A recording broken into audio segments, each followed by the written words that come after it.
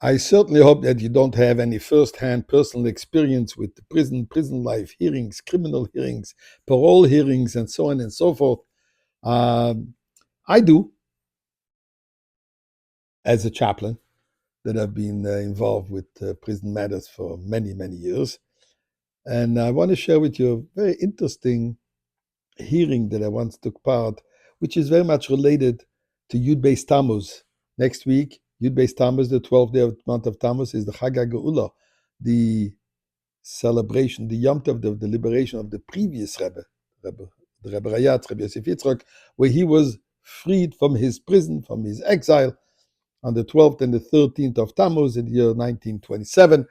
So I want to share with you this personal little experience that I had. But before that, let us all ask Hashem to take us out of this huge universal prison, Golus. So we want to thank Him for the miracles and pray to Him to take us out this Shabbos. That would be beautiful to celebrate this Shabbos already with Mashiach and the Beis Hamikdash. Mizmor l'soida, Oril Adonai kol ha'aretziv d'Adonai b'simcha boi lefanav b'non ad'u, ki Adonai hu Elohim hu asanu v'lo anach l'ama b'tzom marisa boi sharo b'soida, chatzoroisa b'sila hoida lebach shema kitoi v'Adonai le'olam chazdoi v'yad dor v'dor emunasoi. Let's give some tzedakah, as I said, together with our prayers. The story is told about the Frierdiker Rebbe, the previous Rebbe, where he was facing all kinds of interrogations, vicious interrogations, physical beating, difficult. At one point, the interrogator was actually a Jewish person, sad to say, descendant of religious homes. The Rebbe tells him, I want to share a story. So this interrogator, with a big chutzpah, says, you are not here in your little synagogue that you tell stories. Over here, you answer my questions. And the Rebbe says, I know in my synagogue, when I want to give a Torah thought, not everybody listens, but when I tell a story, everybody does. So I suggest you listen. This fellow in his chutzpah says to the Rebbe, you see this little toy on the table, pointing to his gun, loaded?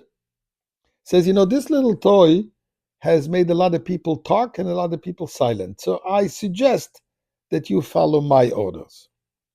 The Frierdiker Rebbe looked at him with his piercing eyes, unflinching, and he says, this little toy can only impress someone that has many gods and one world.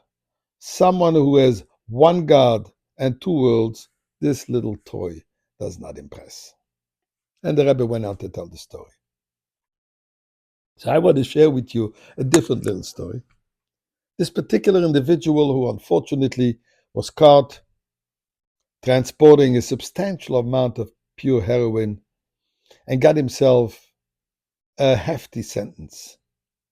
Canada has a law that after a sixth or a third of the prison sentence, you're entitled to ask for early parole. So this fellow now already has served 6 years out of 1/3 out of 18 years, and he's asking for early parole. He asked me to participate because he's allowed to have his rabbi to be present, and I did. The system is you have 2 judges, and you have a representative from prison, speak on his behalf for or against. You can have a lawyer, you can have a family member, you can also have a rabbi present to speak on his behalf. But first, this person himself, the prisoner himself, has to plead his case. He has to convince the commissioners that he is not going to be a recidivist, he's not going to do this again. He has learned his lesson, and there's no point keeping him in prison any longer. Listen to what this man says. And he starts off, if you talk about Israeli chutzpah, and he starts off the following. He says like this: Your Honor, I want you to know that the man standing here in front of you pleading his case is a free person. The commissioner jumped up and says, I'm not sure you understand. There's no guarantee that you are being free today. He says, I know that. I just want to tell you that I'm already a free person. And let me explain. It says, why did I do everything that I did? And I did much more than what you guys know. Talking about chutzpah.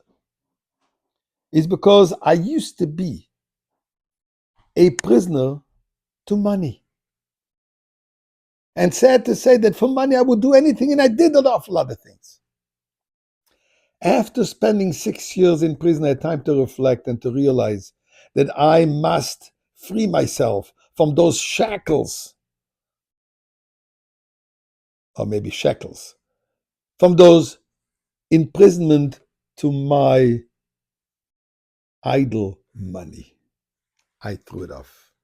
I'm a free person. You can keep me behind bars and I will understand, but I am a free person. Think about that. Good Shabbos.